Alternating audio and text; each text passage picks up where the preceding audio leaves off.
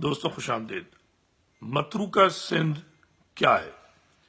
یہ وہ سوال ہے جو بہت سے دوست پوچھتے ہیں، اور ساتھ ساتھ اکثر دوست یہ کہتے ہیں کہ یہ مشکل لفظ جو ہے اس کو استعمال کرنے کا کیا فائدہ؟ فائدہ ہے اور بہت زیادہ ہے۔ وہ اس لیے کہ کسی بچے سے آپ کوئی قیمتی کھلونا چھین لیں اور اس کو اس قیمت کا اندازہ نہ ہو، اور اس کے بدلے میں وہ چھیننے والا اس حق کو جب بچہ مانگ رہا ہو تو اس کو کہے کہ تو بھکاری ہے، اور اس کو کوئی پلاسٹک کا کوئی چھوٹا سا کھلونا دے دے۔ تو متروکہ سندھ اسی طریقے سے ہے، جس کو سمجھنا ہر مہاجر کے لیے بہت ضروری ہے۔ متروکہ سندھ کیا ہے؟ متروکہ لفظ نکلا ہے ترک کیا ہوا، ترک جو آپ نے چھوڑ دیا۔ انگریزی میں اس کو کہتے ہیں ایویکویٹڈ۔ آپ نے اپنا گھر، اپنی جائیداد، اپنی زمین چھوڑ دی، تو وہ کیا بن گئی؟ ایویکوئی پراپرٹی، ایویکوئی لینڈ۔ ٹھیک ہے، موویبل، اموویبل، یہ وہ ٹرم تھی جو یوز ہوئی 1948 میں۔ میں اس میں نہیں جاؤں گا کہ سب کو پتا ہے کہ آبا و اجداد وہاں زمینیں چھوڑ کے آئے۔ سندھ کے اندر ہندو غریب جو تھے بہترین، ان کے پاس مکان بھی تھے، زمینیں بھی تھیں، وہ چھوڑ کے یہاں سے چلے گئے۔ کچھ اسٹیٹسٹکس بہت ضروری ہیں۔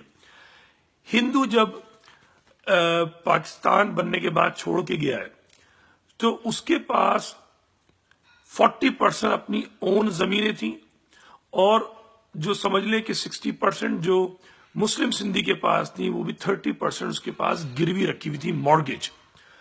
تو ہم یہ سمجھتے ہیں کہ 60% جو سندھ تھا وہ مسلمان سندھی کے پاس تھا، اور 40% ہندو سندھی کے پاس تھا۔ وہ چھوڑ کے جو گیا، وہ حق بنتا ہے اس کا جو مسلمان وہاں سے آیا۔ اور یہ وہ فیصلے تھے جو انڈیا اور پاکستان نے آپس میں کیے۔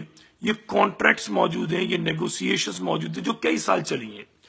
چھوٹی سی ایک گلمپس دینا چاہتا ہوں کہ جب دلی میں مارکاٹ ہوئی ہے تو 3 لاکھ جو دلی کے مسلمان تھے وہ چھوڑ کر جب سندھ کی طرف آئے ہیں، تو ان 3 لاکھ کے گھروں میں جو ہزاروں بنتے ہیں، 30,000 جو ایسٹیمیٹ دیا ہے، یہ کتاب ہے story of rehabilitation, written by Bhaskar Rao, جو کہ سیکرٹری تھے اس کے ministry of labour and rehabilitation, government of India, May 1967 کو چھپی تھی یہ کتاب، 67 کو۔ اس میں تفصیل لکھی ہوئی ہے اچھی خاصی، بہت زیادہ اس میں بھی نہیں، ظاہر ان کے اپنے پیپرز میں اچھی خاصی تفصیل موجود ہے۔ کتنی املاک مسلمان وہاں چھوڑ کے آئے، زمینیں چھوڑ کے آئے، انڈسٹری چھوڑ کے آئے، وہ سب وہاں ہندوؤں کو دے دی گئیں زبردستی۔ یہ تک ہوا ہے کہ مسلمان جو خوف سے دلی، الور، بھرت پور، ان علاقوں میں اپنے خوف سے اپنے دوسرے رشتہ داروں کے چلے گئے تھے، یو پی اور ان علاقوں میں، ان پہ قبضہ کر دیا اور ان کو دے دیا گیا۔ جب مسلمان یہاں سندھ میں آیا ہے تو ایوب کھوڑو جو وزیر اعلیٰ تھے، یہی کام جب مہاجر نے آ کے کراچی اور حیدرآباد میں کیا ہے، تو یہ تو آپ نے سنا ہوگا کہ سندھی آپ سے کہتا ہے کہ آپ پناہ گیر ہیں، ہم نے آپ کو پناہ دی۔ ممتاز بھٹو کہتے ہیں ہم نے دسترخوان بچھایا۔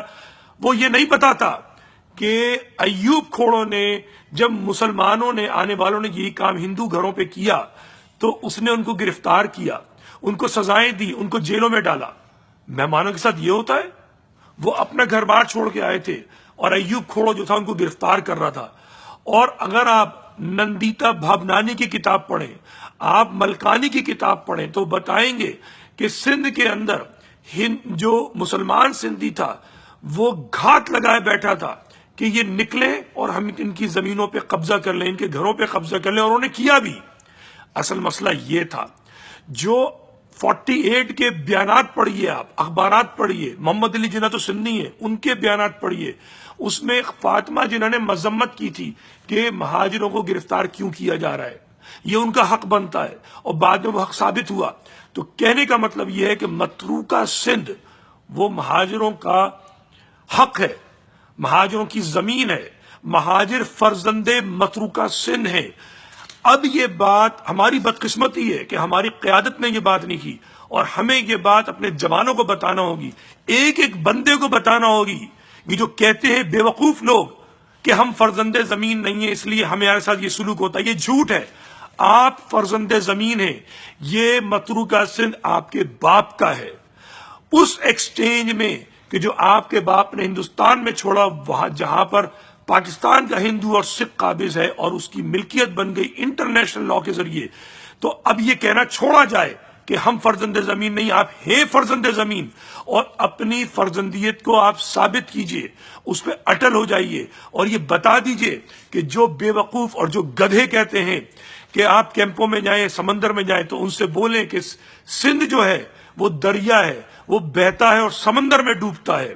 تو اگر آپ مہاجر سے کہتے ہیں کیمپ میں جانے کو، تو بھائی پہلے ڈوبو جا کے سمندر میں۔ اگر تم یہی لاجک، یہی منطق استعمال کرتے ہو، اب مہاجر دبے گا نہیں۔ ٹھیک ہے کہ جو حالات ہیں وہ اپنی جگہ صحیح، لیکن مہاجر ابھرے گا اور بہت شان سے ابھرے گا اور اپنا حق لے کے ابھرے گا۔ اپنا خیال رکھیں۔